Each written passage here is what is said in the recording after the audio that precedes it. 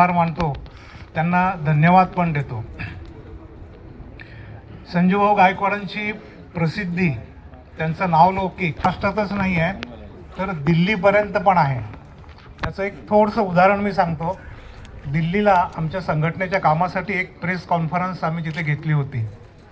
त्या ठिकाणी सगळ्या प्रेसचे पत्रकार वगैरे आले होते आणि मग बोलताना कोणीतरी माझा आणि आमचे डॉक्टर गजानन पडघळांचा उल्लेख केला की हे विदर्भातील बुलढाणा अकोला जिल्ह्यातले आहेत.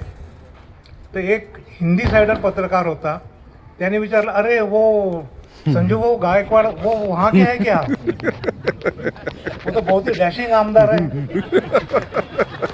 म्हणजे ती कीर्ती त्यांची नावलौकिक जो आहे तो दिल्लीपर्यंत पण गेलेला आहे.